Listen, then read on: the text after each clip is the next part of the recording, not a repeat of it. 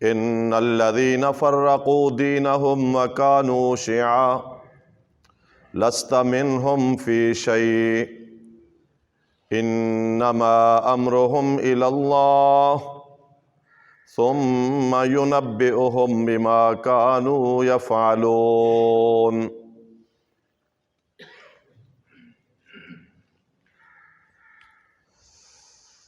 وقال النبي صلى الله عليه وسلم ان الله يرضى لكم ثلاثا ويكره لكم ثلاث: ان تعبدوا الله ولا تشركوا به شيئا وان تعتصموا بحبل الله ولا تفرقوا، او كما قال النبي صلى الله عليه وسلم۔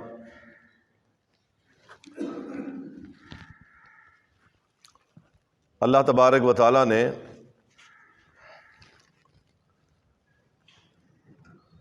ہم سے پہلے جن لوگوں کو کتابیں عطا فرمائیں ان میں سے مشہور جو ملتیں اور جو جماعتیں تھیں وہ یہود و نصارہ تھے، اہل کتاب تھے۔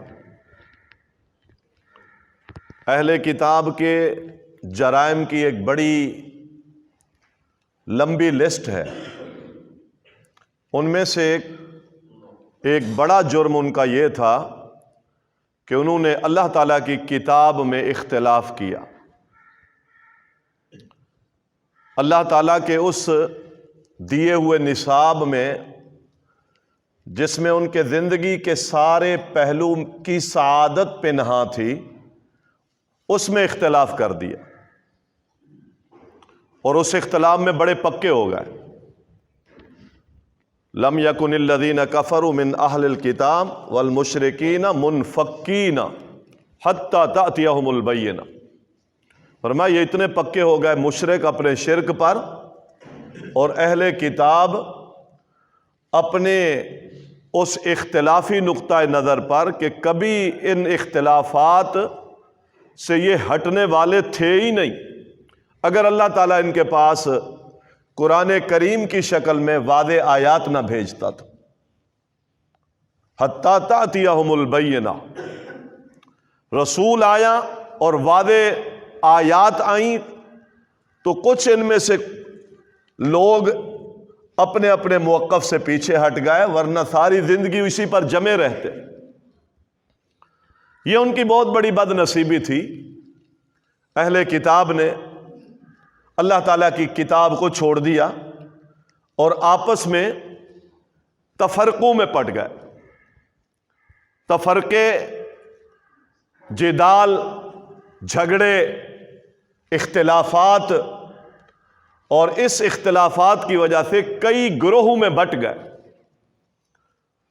اور یہ وجہ اس کی اللہ تعالیٰ کہتے ہیں باغیم بینہم، آپس میں سرکشی تھی، کچھ مفادات تھے اور اس مفادات کی وجہ سے ایک گروہ دوسرے سے سرکشی کرتا تھا، ضد کرتا تھا، عناد تھا، اسی پر جھگڑے تھے، اسی پر مباحثے تھے، اسی پر مناظرے تھے، اسی پر ٹولیاں بنی تھیں۔ اسی بنیاد پر انہوں نے اپنے اپنے گروپوں کو شریعت ساز ایک فیکٹری سمجھ لی تھی کہ میرا بڑا جو کچھ کہہ دے گا یہ شریعت ہے، یہ اصل ہے۔ اور یہ سارا آپس میں وجہ کیا تھی؟ آپس میں دل کی نفرتیں اور ایک دوسرے سے قدورتیں تھیں۔ اللہ تبارک و تعالی ارشاد فرماتے ہیں ان الذین فرقوا دینہم وکانوا شیعا، جنہوں نے اپنے دین کو ٹکڑے ٹکڑے کر ڈالا وہ جماعتیں تھیں۔ لست منہم فی شیء، اے نبی محمد علیہ السلام آپ کو اس طرح کے فرقہ واریت والے لوگوں سے کوئی تعلق نہیں، آپ کا ان سے کوئی تعلق نہیں ہے۔ لست منہم فی شیء، کسی معاملے میں بھی آپ کا ان کے ساتھ کوئی تعلق نہیں ہونا چاہیے۔ یہ رد ہے ان لوگوں کا جو شریعت کے نام پر، دین کے نام پر، مذہب کے نام پر ایک فرقے پر کھڑا ہے، ایک مناظرے پر کھڑا ہے، ایک مجادلے پر کھڑا ہے، اسلام نے اللہ کے نبی صلی اللہ علیہ وسلم کے بارے یہ کہہ کر اس فرقہ واریت کی، اپنی سوچ کی، اپنی فہم کی نفی فرما دی۔ کتاب مقدس ان کو ملی، لیکن نصیب میں کیا آیا؟ آپس کی لڑائی آئی۔ کتاب مقدس مسلمانوں کو بھی ملی ہے، ہم اس کے وارث ہیں جو اللہ تعالیٰ نے ہمیں کتاب عطا کی، ہم اس کے وارث ہیں۔ اس کتاب نے زندگی گزارنے کے متعین راستے ہمارے سامنے کھول دیے۔ اب چاہیے تو یہ تھا کہ ہم اس کے متعین احکامات کے مطابق زندگی گزارتے، لیکن ہمارے ورثے میں ان سابقہ ملتوں والی جو ذلتیں تھیں وہ آ گئی۔ اسلام نے منع کیا تھا تخاصم سے، جھگڑا نہیں، مجادلہ نہیں، نزاع نہیں، اختلاف نہیں، کینہ نہیں، بغض نہیں، تو کیا ہے؟ اسلام نے کہا تھا اخوت ہے، اعتصام ہے، جھگڑے کی بجائے صلح ہے،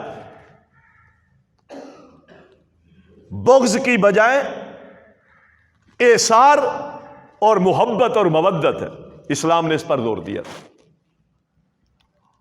ہمارے حصے میں اب جدال آیا ہے، جھگڑا آیا ہے، لڑائی آئی ہے، تفرقہ آیا ہے، اختلاف آیا ہے، اپنے نقطہ نظر پر ایک دوسرے کی جانیں لینا آیا ہے، اور ستم یہ ہے کہ ہم وہاں اختلاف کر بیٹھتے ہیں کہ وہاں پر ہمیں اختلاف کی تعریف کا نہیں پتا ہوتا۔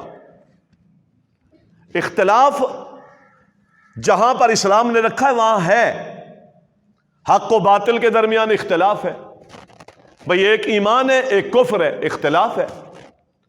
قرآن نے اس کے درمیان فرق کیا ہے، کیونکہ قرآن کا ایک نام فرقان ہے، اور فرقان بھی فرق سے ہے، حق کو الگ کرتا ہے، باطل کو الگ کرتا ہے۔ یہ بھی اختلاف ہے، ایمان کا اختلاف اور کفر کا اختلاف، یہ مصمم اختلاف۔ ایک اختلاف یہ ہے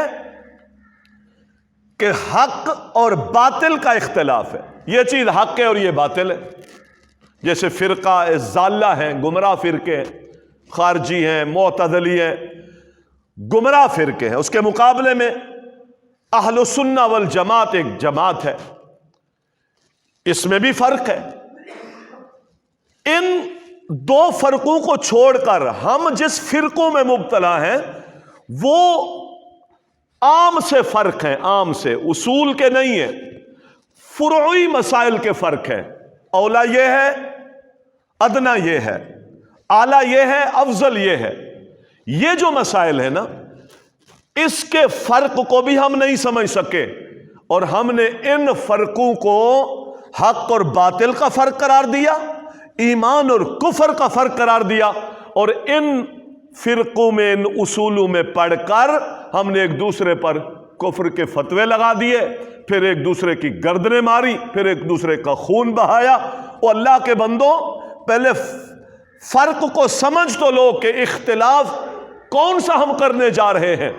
اختلاف تھا فروعی مسئلے کا، اور ہم نے نتیجے نکال دیے کفر اور اسلام والے۔ یہ ہماری ضلالتیں، یہ ذلت اور رسوائی ہے کہ مسجدوں میں دھماکے۔ اب آپ غور کریں ہم کہاں تک آ گئے ہیں، خون گر رہا ہے۔ ایک شخص اللہ تعالیٰ کے گھر میں آتا ہے قلبی سکون حاصل کرنے کے لیے، ایمان کی تازگی کے لیے، اللہ تعالیٰ کے فریضے کی ادائیگی کے لیے۔ اس پر امن جگہ پر اس کے جسم کے لوتھڑے اڑتے، اس کا خون بہتا ہے، اور مارنے والا بھی اللہ اکبر کہتا ہے۔ تو ہم کہاں پہنچ گئے ہیں؟ ہم کہاں کھڑے ہیں؟ ہمارے ورثے میں کیا آیا؟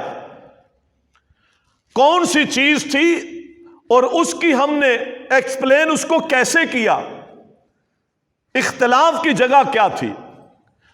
حقیقت میں سب سے پہلے جو ان ساری مصیبتوں کی جڑ ہے وہ جہالت ہے، جہالت ہے۔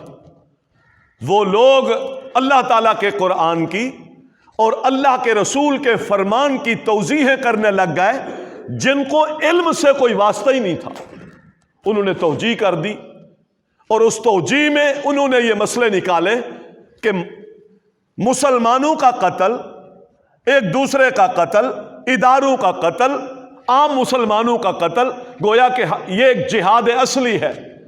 جہاد کی ڈیفینیشن کا نہیں پتا، غلط تعویلیں کی ہم نے جہاد کی،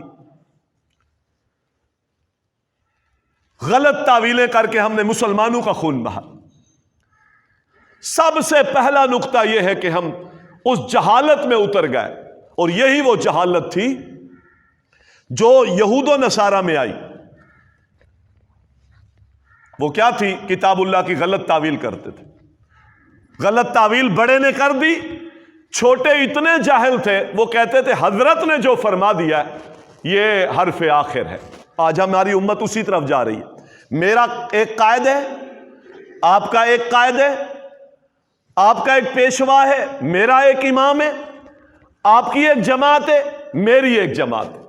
اب میں نے آنکھوں پر تعصب کی پٹی باندھ لی، آنکھوں پر تقلید کی پٹی باندھ لی۔ میں نے ہر حالت میں جس جماعت میں ہوں، جس پارٹی میں ہوں، جس مذہب سے میرا تعلق ہے، میں نے اس کی پالیسی کو سچ کہنا ہے اور صحیح کہنا ہے۔ اس نے باطل بھی فرما دیا ہے تو میں اس کی تعویل کر کے اس کو حق ثابت کروں گا، اور اس کے مقابلے میں جتنے ہیں اس کو باطل قرار دوں گا۔ اس رمق پر آج امت بہہ پڑی۔ حالانکہ اسلام میں آپ کو پتا ہے کہ کسی ایک صحابی کی شخصیت پر بھی آپ یہ بات کبھی نہیں کہہ سکتے جو فرمایا یہ حرف آخر ہے، اس سے اوپر بھی ایک اپروچ ہے، وہ اللہ کے قرآن کی ہے، محمد مصطفیٰ کے فرمان کی۔ یہ پٹیاں ہم نے باندھ دی، فرقہ واریت، سیاسی اختلاف، مذہبی اختلاف، اور اس کے لیے ہم بٹ گئے اور بے جا تعویلیں کرتے ہم اپنے اپنے اس کے لیے۔ باطل کو باطل نہیں کہہ سکتے اگر میری پارٹی نے وہ بات کی ہے تو، اور حق کو ہم مان نہیں سکتے چاہے وہ جتنے دلائل کے ساتھ میرے سامنے پیش کیا جا رہا ہو۔ یہ ایک بہت بڑی مصیبت ہے جو امت میں آئی، یہود و نصارہ میں آئی۔ عدی بن حاتم کہتے ہیں، صحیح بخاری کی حدیث ہے، اتیت النبی صلی اللہ علیہ وسلم وفی عنقہ صلیب من ذہب، میں اللہ کے نبی کے پاس آیا اور مسلمان ہو چکا تھا، میری گردن میں سونے کی صلیب تھی، وہ میں نے پہنی ہوئی تھی۔ نبی علیہ الصلوۃ والسلام نے فرمایا انزع عنک ھذا الوسن، عدی یہ صلیب پھینک دے، یہ بت ہے، اس کو اپنی گردن سے نکال دے۔ وہ میں نے اتار دی، اور کہتے میں نے اس وقت سنا اللہ کے نبی صلی اللہ علیہ وسلم قرآن کی ایک آیت پڑھ رہے تھے، اتخذوا احبارہم ورہبانہم اربابا من دون اللہ۔ اہل کتاب نے، یہود و نصارہ نے اپنے مولویوں کو، اپنے پیشواؤں کو، اللہ کو چھوڑ کر انہوں نے اپنے مولویوں اور درویشوں کو اپنا رب بنا لیا۔ یہ آیت پڑھ رہے تھے، یہ قرآن کی آیت تھی۔ میں بڑا حیران ہوا، چونکہ یہ یہودیت سے آئے ہیں، تو اس نے اللہ کے نبی صلی اللہ علیہ وسلم کی اس تلاوت پر تفصیل چاہی کہ اللہ کے نبی صلی اللہ علیہ وسلم جہاں سے میں آیا ہوں وہاں میں نے یہ ماحول نہیں دیکھا۔ اب یہ ہے تضاد، میں نے تو یہ نہیں دیکھا کہ لوگوں نے ہمارے اندر علماء کو، درویشوں کو، اماموں کو اپنا رب بنایا ہو، ایسا تو انہوں نے نہیں کیا۔ اور قرآن یہ کہتا ہے، یہ دو متضاد باتیں۔ محمد علیہ الصلوۃ والسلام نے فرمایا، اچھا عدی یہ بتاؤ کہ جب تمہارے علماء اور تمہارے درویش جب کسی چیز کو اذا احلوا شیئا، جب کسی چیز کو حلال کہتے تھے تو تم اس کو حلال کہتے تھے؟ فرمایا جی ہاں۔ وَإِذَا حَرَّمُوا شَيْئًا، اور جب کسی چیز کو وہ حرام ٹھہرا دیتے تھے تو تم اس کو حرام کہتے تھے؟ فرمایا جی ہاں، ہم تو یہی کرتے تھے۔ فرمایا یہی تو ہے اللہ کو رب بنانے کی بجائے اپنے مولوی اور درویشوں اور اماموں کو اپنا رب بنانا۔ اب آپ غور کریں نا ہر بات، جو میرا بڑا کہتا ہے کتنا سنگین شرک ہے، جو میرا بڑا کہتا ہے وہ حرف آخر، کتنا غلیظ چیز ہے، اس کو یہ سمجھ نہیں آئی، اس لیے کہ وہ یہ کام کر چکے ہیں۔ قرآن نے ان کے اس کام کو تعبیر کس سے کیا کہ انہوں نے ان کو رب بنایا، اللہ بنا دیا، رب بنا دیا۔ حلال حرام کا سارا اختیار کس کے پاس ہے؟ شریعت کو کون بنانا ہے؟ سانے شریعت کون ہے؟ اللہ تعالیٰ ہے۔ ان کے مولویوں نے کہا حلال، ان کے درویشوں نے کہا حلال تو یہ کہتے ہیں حلال، ان کے مولویوں نے درویشوں نے کہا حرام تو یہ کہتے ہیں حرام، دلیل نہیں۔ یہی وہ تقلید تھی، یہی وہ اندھا تعصب تھا جو یہود و نصارہ میں آیا تھا۔ کچھ ہو جائے، وہ اپنے درویش اور اپنے بڑے کی کہی ہوئی بات کو اگر حلال ہے تو پھر حلال ہے میرے نزدیک، اس نے کہا حرام ہے تو پھر حرام ہے۔ ہماری پارٹیاں، ہماری جماعتیں، ہمارے فرقے کیا کر رہے ہیں؟ دستور ہے جی، جماعت کا دستور۔ دستور کیا ہوتے ہیں؟ یہ کس نے گھڑے ہوئے؟ یہ دستور کس نے بنائے ہیں؟ منشور ہے جماعت، دستور ہے جماعت، سیاسی جماعت، مذہبی جماعت، ان کے اپنے اپنے منشور، اور ان کے دیے ہوئے منشور کس قدر وحی کی دعوت سے ٹکراتے رہے۔ ہم کہتے ہیں ٹکرانے دو، ہم نے اپنی جماعت کے دستور پر چلنا ہے۔ تو جب وہ چلے اپنے بڑوں کے اس دستور پر تو رب کہتا ہے تم نے رب کو چھوڑ کر ان کو رب بنایا ہے، تو ہم نے بھی تو کئی رب بنا رکھے، یہ کئی رب ہم نے بھی بنا۔ میرے لیے کتاب و سنت سے بڑھ کر تو کوئی اصول نہیں تھا۔ وَاعْتَصِمُوا بِحَبْلِ اللَّهِ جَمِيعًا وَلَا تَفَرَّقُوا وَلَا تَنَازَعُوا فَتَفْشَلُوا وَتَذْهَبَ رِيحُكُمْ۔ اللہ کہتے ہیں برباد ہو جاؤ گے۔ تنازع نہ کرو۔ اختلاف کی بنیاد یہ ہے، علم نہیں ہے، سمجھنا نہیں ہے، کتاب و سنت کی تعلیم کو لینا نہیں ہے، اور یہ اس بات کی بھی دلیل ہے کہ ہمیں مرنے کی فکر نہیں ہے، ہمیں حساب و کتاب کا کوئی غم نہیں ہے۔ ہم نے اپنے خون، اپنے مال، اپنی صلاحیتیں اپنے اپنے بڑوں کو دے رکھی ہے، تم فیصلے کرو، اور اس کی سزائیں ہیں، یہ سارے فتنے ہیں، یہ ساری آزمائشیں ہیں اس وقت۔ اور محترم بھائیوں، جب ہم نعمتیں لے لیتے، جب نعمتیں لے لیتے اور نعمتوں کا پھر صحیح معنی جو تقاضا ہوتا ہے وہ پورا نہیں کرتے تو وہ نعمتیں اللہ کی طرف سے عذاب بن جاتی، پھر وہی نعمتیں عذاب بنتی۔ ملک ہم نے لیا تھا لا الہ الا اللہ کے نام پر، دیکھ لیں سیاسی جھگڑے، مذہبی جھگڑے، آپس کے اختلافات، جس کو لا الہ الا اللہ کی بنیاد پر چلانا تھا، کتاب و سنت کی بنیاد پر، آج وہ کس قدر یہاں خواہشات کا، تعصب کا، فرقہ واریت کا یہ ملک تختہ مشق بنا ہوا ہے۔ تو سزائیں نہیں ہیں۔ ابھی اس حالیہ ہفتے کو آپ اٹھا کر دیکھیں، دل خون کے آنسو روتا ہے، تھر تھرا جاتا ہے انسان۔ مسجد میں نماز پڑھنے والے 100 سے ان کی شہادتیں زیادہ ہو چکی ہیں، 100 گھرانے ایک لمحے میں متاثر ہوئے۔ کیا حالت ہوگی گھر میں بچوں کی، گھر میں عورتوں کی، اس گھرانے کے وہ کفیل، ہم نے تو ایک لمحے میں سنا اور پھر اپنے دنیا کے کاموں میں لگ۔ جہاں یہ حادثے ہوتے وہاں یاد رکھیں صدیوں تک سالوں تک وہ چرکے وہاں وہ زخم ملتے نہیں ہیں، وہ کمیاں دور نہیں ہوتی ہیں۔ ایک لمحے میں اتنی شہادتیں، پھر اتنے زخمی، اور اسی لمحے میں آپ نے کوہاٹ کے اس علاقے میں ڈوبنے والی حفاظ کی کشتی، 30 طالب علم جو قرآن کے حافظ ایک لمحے میں ڈوب گئے، 30 گھرانے متاثر ایک لمحے میں۔ ادھر لسبیلا میں گرنے والی وہ وین، 39 لوگ ایک لمحے میں موت کی آغوش میں چلے گئے۔ یہ کیا ہے؟ یہ ازمائشیں نہیں ہیں، یہ اللہ تعالیٰ کی طرف سے دکھاوے نہیں ہیں۔ وہ چلے گئے، تعبیر ہمارے لیے، نصیحتیں ہمارے لیے، نصیحتیں زندہ لوگوں کے لیے ہوتی ہیں۔ وہ چلے گئے، نصیحتیں ہمارے لیے۔ ہم کیا کھیل کھیل رہے ہیں اسلام کے نام پر، لا الہ الا اللہ کے نام پر؟ اللہ اور اس کے رسول کے ماننے والے، وہ حکمران ہوں یا عوام ہوں، کیا کھیل کھیل رہے ہیں؟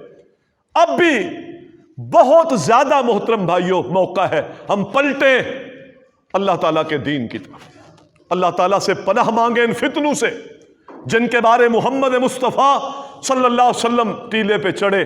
آپ نے فرمایا انی را الفتنہ، میں دیکھ رہا ہوں فتنے اپنی امت میں، جس طرح بارش گھروں کے صحنوں میں اترتی ہے، اسی طرح میری امت کے گھروں میں اس قدر فتنے اتر رہے ہیں۔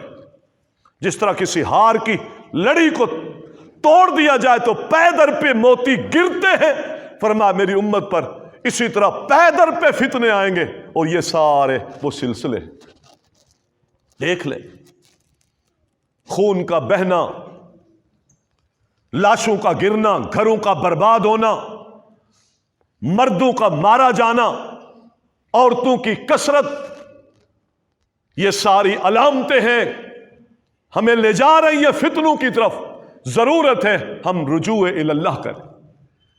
یہ تعصب، یہ نفرتیں، یہ عداوتیں، یہ جھگڑے، یہ تنازع، یہ فری مسائل، اس کی بنیاد پر ٹولیوں میں بٹنا، ایک دوسرے کا خون بہانا، چھوٹی چھوٹی بات پر عدم برداشت اور ایک دوسرے کو قتل کرنا، جماعتوں کی نفرتیں، مذہبی گروہوں کی نفرتیں، منبر و محراب پر اتحاد و اتفاق کے اور اجتماعیت کے درس دینے کی بجائے نفرت انگیز اور پھاڑنے والی تقریریں، محترم بھائیوں، اس بات کا نہ اسلام میں اجازت ہے اور نہ ہمارا ملک اس بات کا متحمل ہے۔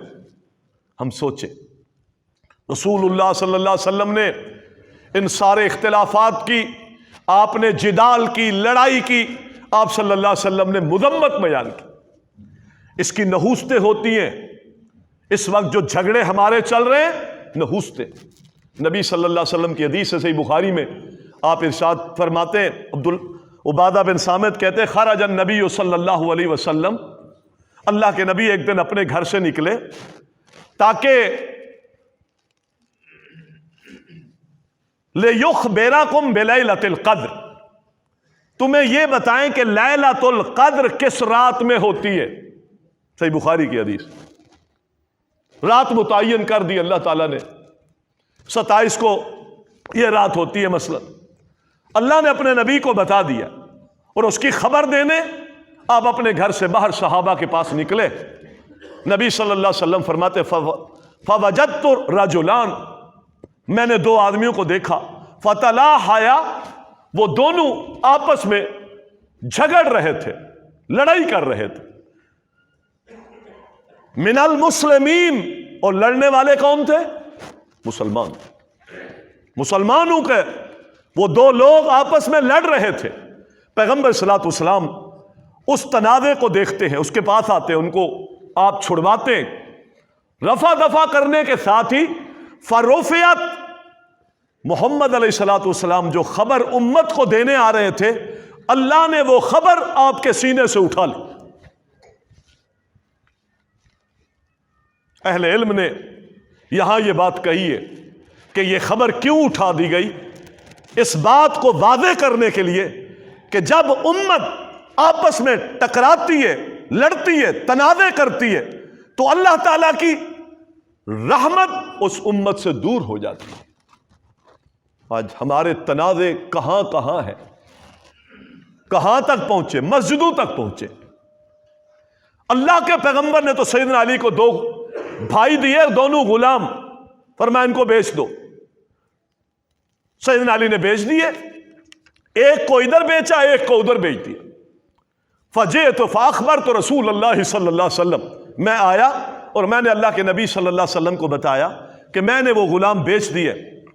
آپ صلی اللہ علیہ وسلم نے پوچھا کہ وہ غلام آپ نے الگ الگ بیچے یا ایک بندے کو بیچے؟ فرمایا نہیں، تفرقت بینہما، میں نے ان دونوں کو الگ الگ بیچا۔ آپ سخت غصے میں آئے، غلام بیچے ہیں، 2 بھائی ہیں، ایک کو ادھر بیچا ہے، ایک کو ادھر بیچا ہے، آپ سخت غصے میں آئے۔ آپ نے کہا ان کو ایک ساتھ کیوں نہیں بیچا؟ جا اپنی بائع کو منسوخ کر، اس سے وہ غلام واپس لے، اور کوئی ایسا گاہک تلاش کر جو دونوں بھائیوں کو ایک ساتھ لے۔ یہ حرام ہے کہ تو نے ایک بھائی کو ادھر کر دیا، ایک بھائی کو ادھر کر دیا۔ ہم ذرا محترم بھائیوں غور کریں، حق تھا، وہ اس کا مال تھا، جس کو جہاں چاہتا بھیج دیتا۔ ہم کس قدر توڑ رہے ہیں اس امت کو۔ وہ 2 بھائی غلام بکنے میں توڑ دیے تو محمد علیہ السلام نے یہ پسند نہیں کیا۔ آج امت ٹوٹ رہی، اپنے ذاتی مسئلے ہیں، ذاتی سیاست ہے، ذاتی مفاد ہے، ذاتی تعصب ہے، ذاتی کوئی معاملات ہیں، اس کی بنیاد پر امت کو پھاڑ رہے ہیں، امت کو پھاڑ۔ یہ وہ نحوستیں ہیں جو آج ہمارے اوپر برس رہی۔ اللہ کے نبی صلی اللہ علیہ وسلم نے فرمایا ستکون حنات و حنات، لوگوں یاد رکھنا فتنے تو اس امت میں عنقریب ادھر سے ادھر سے آنے والے، یہ فتنے تو ہوں گے، لیکن اگر کوئی شخص ایسا نکل کے آئے میری امت میں، صحیح روایت ہے، میری امت میں اگر کوئی ایسا شخص نکل کے آئے جو میری امت کی اجتماعیت کو پھاڑے، آزمائشیں تو ہوں گی، آزمائشیں تو ہوں گی، امتحان تو ہوں گے، فتنے تو ہوں گے، لیکن یہ فتنہ کوئی پھیلائے کہ وہ امت کو پھاڑے، وہ ہوا جم، حالانکہ امت مجتمع ہے۔ امت کیا ہے؟ مجتمع ہے، اور ایسا کھڑا ہو جائے جو امت کو پھاڑنے کی کوشش کرے، فَضْرِبُوا عُنُقَهُ، اس بدبخت کی گردن اتارو۔ اسلام کہہ رہا ہے اس کی گردن اتارو، حالانکہ گردن کا اتارنا آپ کو پتا ہے کتنی بنیادوں پر ہوتا ہے۔ کوئی قتل کرے تو اس کو قتل کرو، کوئی اسلام سے مرتد ہو تو اس کو قتل کرو، کوئی شادی شدہ ہے اور بدکاری کرے تو اس کو رجم کرو، ختم کرو، اور اس کے مقابلے میں قتل کا حق کس کی گردن پر لاگو ہو جائے گا؟ جو امت کی اجتماعیت کو پھاڑے، فرمایا اس کا بھی خون حلال ہے۔ یاد رکھ، آج وہ حدود اللہ نافذ نہیں ہے تو خون سستے ہو گئے۔ وَلَكُمْ فِي الْقِصَاصِ حَيَاتٌ، اللہ تعالیٰ کہتا ہے اس بدلوں میں تو تمہارے لیے زندگی تھی، جب تم نے اللہ کی حدوں کو نافذ نہیں کیا تو زندگیاں بچ نہیں رہی۔ ایک مارتا ہے وہ اس کے 2 مارتا ہے، وہ اس کی عبادت خانے پہ حملہ کرتا ہے وہ اس کے کرتا ہے، پھر درجنوں سینکڑوں مرتے، زندگیاں ختم ہو رہی ہیں، اس لیے کہ کتاب و سنت نے جو حدود ہمیں بیان فرمائی تھی آج ہمارے ملک میں وہ نافذ نہیں ہوتی، اس لیے کہ ہم سہمے ہوئے ہیں، ہم ڈرے ہوئے ہیں، ہم اغیار کے غلام ہیں۔ کتاب و سنت کے بتائی ہوئی حدود کو نافذ کریں گے تو بھوکے مر جائیں گے، قرضے نہیں ملیں گے، آقا ناراض ہو جائیں گے۔ جب حدود اللہ کا نفاذ نہیں ہوتا تو پھر قوموں کو زندگیاں نہیں ملتی، قوموں کو موتیں ملتی۔ قوموں کی زندگیاں تو قصاص میں تھی، آج وہ قانون نافذ نہیں ہوئے۔ اسلام اس کی نفی کرتا ہے کہ نہیں، رسول اللہ صلی اللہ علیہ وسلم کی حدیث ہے، آپ ارشاد فرماتے ہیں من اراد ان یزحزح من النار ویدخل الجنہ، لوگوں تم میں سے جو شخص چاہتا ہے کہ وہ جہنم سے بچ جائے اور جنت چلا جائے، ہر شخص کی چاہت یا اللہ میں جہنم سے بچ جاؤں. ہر شخص کی یہ چاہت. تو پھر نبی السلام فرماتے پھر اس کو چاہیے کہ اس پر موت آنی چاہیے. کس حالت میں؟ 3 حالتیں گنوائی محمد مصطفیٰ صلی اللہ علیہ وسلم. 3 حالت. پہلی بات لَيَأْتِيَنَّ مَنِيَّتَهُ، پھر اس کو چاہیے کہ یہ کوشش کرے کہ میری موت ان 3 حالتوں میں سے کسی ایک پر ضرور آئے. 3 حالتیں لازمی ہے اس پر، یہ واجب ہے ہمارے اوپر. کیا؟ پہلی چیز یہ ہے ان یؤمن باللہ، اللہ پر ایمان لاتا ہو، توحید ہو اس کے. یہ اساس ہے، یہ بنیاد ہے سارے اعمال کی، اور لمبا موضوع ہے. توحید، ایمان باللہ لازم ہے اس پر. چاہتا ہے نا جہنم سے بچ جائے، ایمان باللہ لازم. نمبر 2 وبالآخرہ، ایمان بالآخرہ ہے. ایمان بالآخرہ کیا ہے؟ ہم تو سمجھتے ہیں کہ ہاں قیامت آئے گی، بس ٹھیک ہے حساب کتاب ہوگا، لیکن دلیر ہیں گناہوں پر، باغی ہیں اللہ کی شریعت کے. یہ ایمان بالآخرہ نہیں ہے. اہل ایمان نے کچھ علامتیں بیان کی ہیں. علامت حب اللہ، فرمایا اللہ تعالیٰ سے محبت کی علامت یہ ہے حب القرآن، کہ آپ اللہ تعالیٰ کی کتاب قرآن سے محبت کرتے ہو. یہ پہلا ہادی ہے. اللہ پر ایمان اور اللہ سے محبت کی دلیل کیا ہے؟ کہ ہم قرآن سے محبت کرتے. وعلامت حب القرآن، اور قرآن سے محبت کی دلیل کیا ہے؟ حب رسول اللہ صلی اللہ علیہ وسلم، کہ آپ اللہ کے نبی سے محبت کرتے.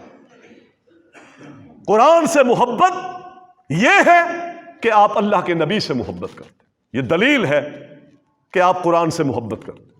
اور رسول اللہ صلی اللہ علیہ وسلم سے محبت کی دلیل وحب رسول اللہ صلی اللہ علیہ وسلم، علامت حب رسول اللہ، اللہ کے نبی سے محبت کی دلیل یہ ہے کہ حب سنتی، کہ محمد الرسول اللہ کی سنت سے پیار کرتا ہے. جو شخص نبی کی سنت سے پیار نہیں کرتا، یاد رکھیں وہ رسول اللہ سے محبت کے جتنے دعوے کرے وہ جھوٹا ہے، کاذب ہے.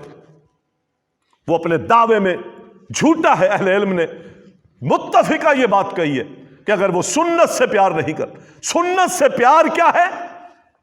یاد رکھیں کہ وہ اس پر عمل کرتا ہے.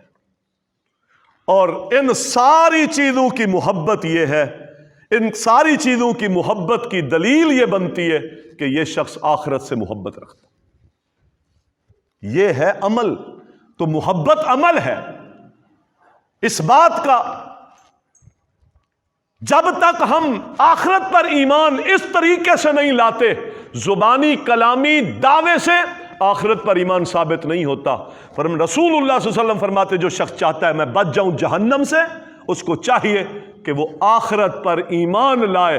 آخرت پر ایمان، سنت کے مطابق زندگی. آخرت پر ایمان، رسول اللہ سے محبت. آخرت پر ایمان، قرآن سے محبت. آخرت پر ایمان، اللہ سے محبت. ان ساری محبتوں کی دلیل یہ ہے کہ آپ اپنی زندگی سنت کے مطابق گزار رہے ہیں، تو آپ سمجھے کہ آپ آخرت پر ایمان لاتے ہیں. اور تیسرا عمل محمد مصطفیٰ صلی اللہ علیہ وسلم نے فرمایا کیا؟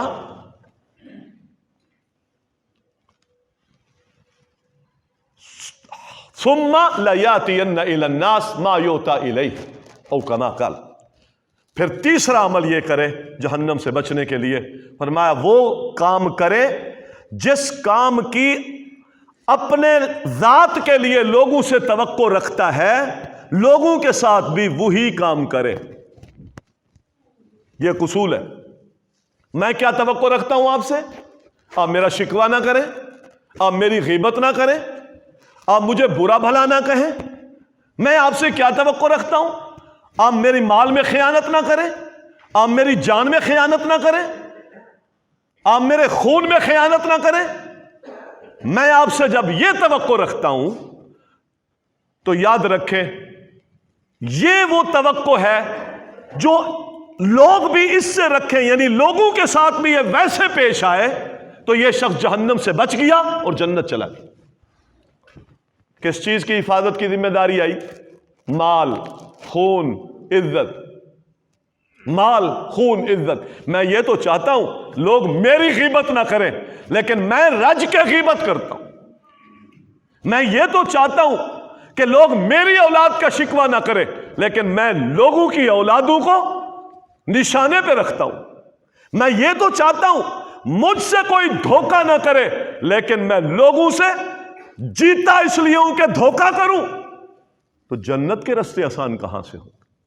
یہ جو خون گر رہا ہے، یہ جو نفرتیں ہیں، میں کیا یہ نفرتیں جو لوگوں کے لیے اپنے دلوں میں پالے ہوئے ہوں، کیا ان نفرتوں کو اپنی ذات کے لیے بھی پسند کرتا ہوں؟ نہیں کرتا۔ تو پھر لوگوں کو یہ نفرتیں کیوں دیتا ہوں؟ لوگوں کی عزت کے در پہ کیوں ہوں؟ لوگوں کے مال کے در پہ کیوں ہوں؟ اللہ تعالیٰ اس سے ایک اور نحوست بندے کے گلے میں ڈال دیتا ہے جب انسان اس سوچ پر زندگی گزار رہا ہوتا ہے۔ امام اوزائی رحمہ اللہ کا ایک قول ہے، وہ فرماتے ہیں کہ اذا اراد اللہ بقوم شرا، اللہ تعالیٰ جب کسی قوم سے شر کا ارادہ کر لیتا ہے، شر خیر کی ضد ہے، خیر نہ رہے اس قوم کے پاس، اللہ اکبر، جب اللہ کسی قوم سے شر کا ارادہ کرتا ہے تو اللہ تعالیٰ الزمہم الجدل ومنعہم العمل، اللہ تعالیٰ اس قوم کے دلوں میں ایک دوسرے کی نفرتیں ڈال دیتا ہے، اور اس نفرتوں کے نتیجے میں اللہ اس قوم کو بد عمل کر دیتا۔ فتوے بڑے ہیں، عمل کوئی نہیں ہے، دعوے بہت ہیں، عمل کوئی نہیں۔ عمل میں ہم سب سے پیچھے ہیں، اور لڑائی میں ہم سب سے آگے، نفرت میں ہم سب سے آگے۔ یہ شر ہے جو آج اس امت میں پھیل رہا ہے، اس کو دور کرنا ہے۔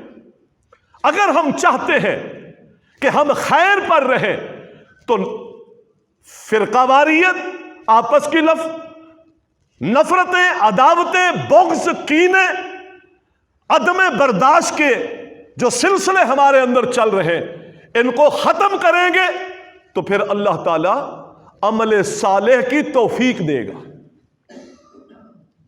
اور یہ وہ غلیظ چیز تھی،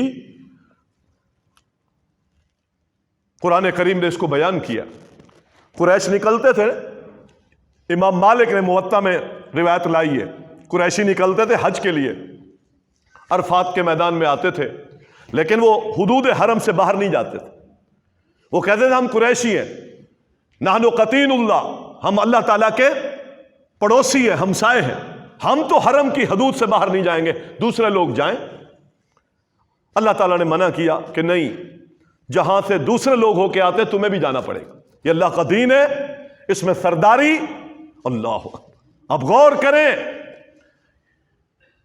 یہ اسلام کا مزاج ہے، یہ اسلام کی خصلت ہے جو اللہ تعالیٰ نے ہمیں عطا کی ہے، جس سے آج ہم محروم ہیں۔ ایک ایک عمل میں وہ چھلکتی نظر آتی۔ آپ جماعت کے ساتھ نماز پڑھتے ہیں، اسلام کہتا ہے آپ کو 27 گنا زیادہ اجر ملتا ہے اکیلے نماز کے مقابلے۔ کیوں؟ آپ کٹھے ہو کے کھڑے، آپ مسجد میں آئے، آپ نے ایک دوسرے کے حال اویل پوچھا، آپ نے قدم سے قدم ملایا، آپ نے صفیں درست کیے۔ اللہ اس سے محبتیں پیدا کرتا ہے، اس اجتماعیت سے۔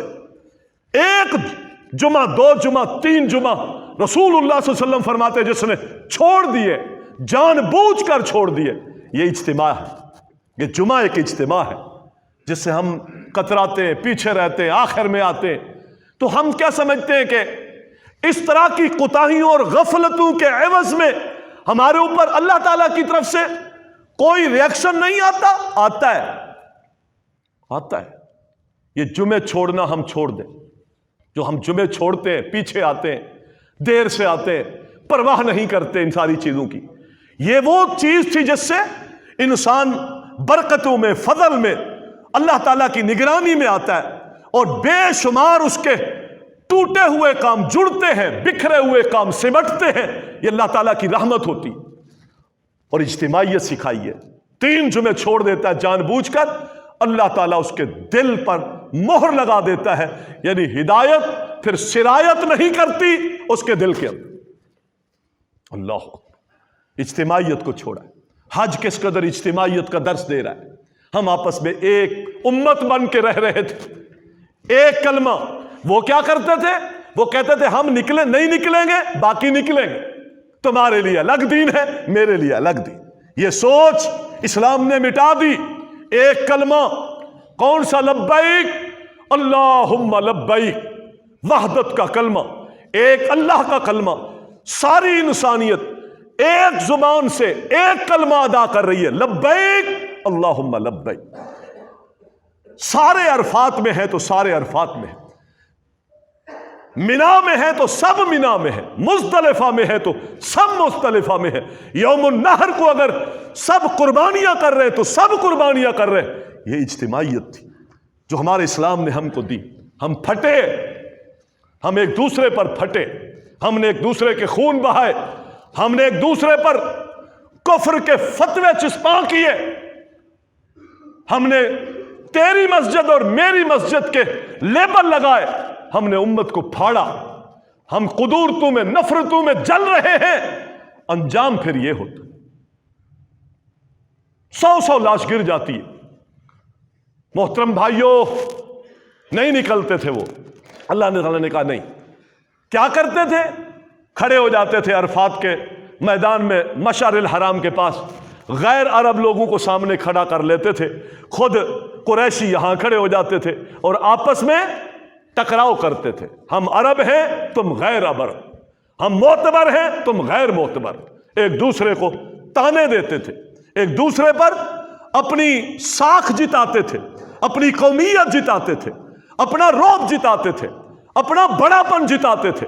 यह वो नफरत की आग थी जो भड़काते थे। इस्लाम आया, थुम्मा अफीदू मिन हैसु अफादन नास, फरमाया नहीं, जहां से वो सारे आते हैं तुम्हें भी वहां जाना पड़ेगा। और फिर फज़कुरुल्लाह इंदल मशअरिल हराम का ज़िक्रुकुम आबाकुम, जिस तरह तुम यहां खड़े होकर एक दूसरे के खानदानों पर चोटें मारते हो और अपनी बढ़ाइयां बयान करते हो, अब तुम्हारी बढ़ाइयां खत्म। अल्लाह और उसके रसूल के मानने वाले यहां खड़े होकर अल्लाह की किबरियाई बयान करें। हमें तो यह सिखाया गया किबरियाई का हकदार कौन है, बड़ा कौन है, सारी कायनात का सुल्तान कौन है। हम अपनी छोटी छोटी सुल्तानियत के लिए मोहतरम भाइयों आज हम कहां पहुंचे। जिम्मेदारी हमारी, हम एहसास करें ये झगड़े, ये अदावतें, ये नफरतें जो आज फिर फैल रही है, शर और फितना फिरकावारियत के नाम पर इस मुल्क में फिर सर उठा रहा है। इसको खत्म करने में मेरा और आपका बहुत बड़ा किरदार अदा होना चाहिए कि हम ये नफरतों के जो भरे हुए सीने इनको खत्म करें। इख्तिलाफी मसाइल, फुरूई मसाइल, आपस में उसके भी कुछ आदाब हैं। इख्तिलाफ को बयान करने भी कुछ आदाब है, उस आदाब के दायरे में हम बयान कर सकते, लेकिन इसका यह मतलब नहीं है कि हम जिस तरह कुफ्र और इस्लाम का मार्का लगे हम एक दूसरे के खून बहाएं, ये हराम है। याद रखें, वरना ये नेमतें छिन जाएंगी। हमने ये मुल्क लिया था, आज हर शख्स की जुबान पर यही बात है कि जी मुल्क इंतहाई खतरनाक नाजुक तरीन हालत में है। उसकी बुनियाद क्या है कि हमने अल्लाह ताला की शरीयत से इज्तिमाई तौर पर मुंह फेर मांग ली थी ना कौमे समूद ने, ऊंटनी, निशानी दो, निशानी दो। अल्लाह ताला जब निशानियां नेमत के तौर पर दे देता है तो फिर अल्लाह उसके तकादे भी पूछता है। ऐसा नहीं है कि ले लो और मजे करो, उसके तकादे थे। ऊंटनी मांगी, फिर ईमान लाएंगे, ऊंटनी मिल गई। अल्लाह ताला ने कहा अब ले लिए ना, हाँ तो अब इसके तकादे भी पूरे करो। क्या? पर मैं एक दिन तालाब से ये पिएगी और एक दिन तुम्हारे जानवर पिएंगे, और ये जहां चरेगी चरती रहेगी। तुमने इसके आरिज नहीं आना, इसके सामने रुकावट नहीं बनना। हो तकादे भी तो करो ना पूरे। मांगी है ना ऊंटनी, चाहिए ना निशानियां, चाहिए ना मुल्क, चाहिए ना रियासत, چاہیے نا آزادی، تو پھر اس پر جو تقاضے ہیں وہ بھی پورے کرنے پڑیں گے، ورنہ اللہ کی پکڑ آئے گی، پھر سنبھالیں گے سنبھلا نہیں جائے گا، پھر سر جوڑ کے بڑے بڑے دانشور بیٹھیں گے، اللہ تعالیٰ فرماتے ہیں ایسے فتنوں میں مبتلا کروں گا کہ بڑے بڑے ذہین فطین اور دانشور بھی سر پکڑ کے اس مسئلے کا حل نکالنا چاہیں گے تو اس نکلنے کی کوئی راستہ سبیل نہیں ملے گی۔ دھوکے کی اللہ تعالیٰ کے دین اور شریعت سے کھلونا بنایا اللہ تعالیٰ کے احکامات کو، اس کی شریعت کو، اس سے ہمیں بعد آنا ہے تو یہ ملک مشکلات سے نکلے، کوئی حل نہیں ہے اس کا، ایک حل ہے، ہم جب تک اپنے رب کی طرف پلٹ کر اس کے دستور کو فالو نہیں کرتے اور اپنی عصبیتیں، اپنے مفادات اور اپنی لالچیں ماورا نہیں رکھ دیتے، اس وقت تک یہ فتنے ہماری گردنوں میں لازم رہیں گے، یہ جان نہیں چھوڑے۔ اندھے نے بکریاں مانگ لی تھی اور بینائی مانگ لی تھی، مل گئی تھی نا، اس گنجے نے بال مانگ لیے تھے، ساتھ گائے مانگ لی تھی، مل گئی تھی۔ بنی اسرائیل کا واقعہ رسول اللہ صلی اللہ علیہ وسلم نے سنایا، کوڑ کا مرض تھا، بدن گرتا تھا، گل سڑ رہا تھا، کیا چاہیے؟ یہ بیماریاں ختم ہو جائے، یہ چاہیے۔ اچھا، ہاتھ پھیرا ٹھیک ہو گیا، اور کیا چاہیے؟ اونٹ چاہیے، مل گئے، پھر بڑھ گئے، پھر نعمتیں، پھر نوکر، تختہ راج، پھر ایک عرصے کے بعد رب نے چیک کیا، لے لی نا نعمتیں، اب چیکنگ ہے، آ گیا فرشتہ اس گنجے کے پاس، ہاں دے دو کچھ اللہ کے نام پر، اور میں نہیں، حقوق بڑے زیادہ ہیں، ذمہ داریاں بہت ہیں، کیا دوں؟ بھول گیا اپنے وقت، نعمتوں کے تقاضے ہیں، اللہ تعالیٰ کی بہت ساری نعمتیں ہیں، یہ ملک ایک نعمت ہے، اور ملک کی سرزمین، اس پر اللہ تعالیٰ کی بے پناہ نعمتیں ہیں، یہ سب نعمتیں ہیں، اگر اس کے تقاضے پورے نہ کیے تو پھر آزمائش کی گھڑیاں آتی۔ اس نے کہا نہیں ہے، مسائل میرے بہت ہیں، فرمایا ہو سکتا ہے تیرا بھی ایک زمانہ ایسا ہو کہ تو بھی گنجا ہو، فرمایا نہیں، ہم تو نسلاً دولت مند چلے آ رہے۔ پھر اس کے پاس گیا جو کوڑ کے مرض کا تھا، اسی حالت میں فرشتہ، اس سے بھی مانگا، اس نے بھی کہا حقوق بہت ہیں، ذمہ داریاں بہت ہیں۔ آیا نا دولت کے نشے میں، اختیارات کے نشے، پھر بھلا دیتے ہیں اللہ تعالیٰ کی ذات کو، اس کی شریعت کو۔ فرمایا دیکھ لے، میں بھی محتاج ہوں، ایک وقت تھا شاید تو بھی اس طرح تھا، فرمایا نہیں، ہم تو نسلاً دولت مند چلے آ رہے۔ اور اس اندھے کے پاس گیا، اس کو کہا اندھا بن کے کچھ چاہیے، مسافر ہوں، بھول گیا۔ اس نے کہا اچھا بھائی، میں بھی ایک وقت تھا تیری طرح تھا، پہچان لیا۔ اس نے اس بینائی کو جو کبھی اس کے پاس نہیں تھی، اس نے کہا میں بھی نبینا تھا، یار اللہ نے میرے اوپر بڑا کرم کیا، تو آج محتاج ہو کے نبینا میرے پاس آیا ہے، میرا یہ بکریوں کے ریوڑ ہے، جتنا دل چاہے اس میں سے لے لو۔ اس نے کہا پھر یہ تمہیں مبارک ہو، تیرے دو بھائی فیل ہو گئے ہیں اور وہ اپنی اصلی حالت پہ پھر پلٹ جائیں گے، اور تو پاس ہو گیا ہے، یہ نعمتیں تجھے مبارک ہو، اللہ تیری چیکنگ کر رہا۔ آج ہماری چیکنگ ہو رہی ہے، ہم نہیں پلٹیں گے تو یاد رکھیں پھر ایسا نہ ہو کہ غلامی کی زنجیریں پھر ہماری گردنوں میں ہوں۔ ہم ترستے تھے کبھی آزادی کو، کہیں ایسا نہ ہو کہ پھر غلامی کی زنجیریں سنبھلیے اس سے پہلے کہ اللہ تعالیٰ کی طرف سے وہ کسی کا محتاج نہیں ہے، وَلَا يَخَافُ عُقْبَاهَا، اور کسی کے انجام سے اس کو کوئی ڈر نہیں لگتا، کسی کے انجام سے کوئی ڈر نہیں لگتا، اس کے فیصلے عدل پر مبنی ہوتے ہیں اور اس کے فیصلے اٹل ہوتے ہیں۔ اس سے پہلے کہ وہ ہم پر اپنی ناراضگی کے فیصلے کرے، ہم پلٹ آئے اس کے دروازے کی طرف، دعا کریں اللہ تعالیٰ اس ملک کو امن کا گہوارہ بنا دے، اللہ تعالیٰ اس ملک کے خلاف سازشیں کرنے والوں کو نیست و نابود فرمائے، جو لوگ اس طرح کے حادثوں میں دنیا سے چلے گئے ہیں اللہ تعالیٰ ان کی بخشیں فرمائے، اور اللہ تعالیٰ ہم سب کو امن و سلامتی والی زندگی عطا فرمائے۔ اقول قولی ھذا استغفر اللہ۔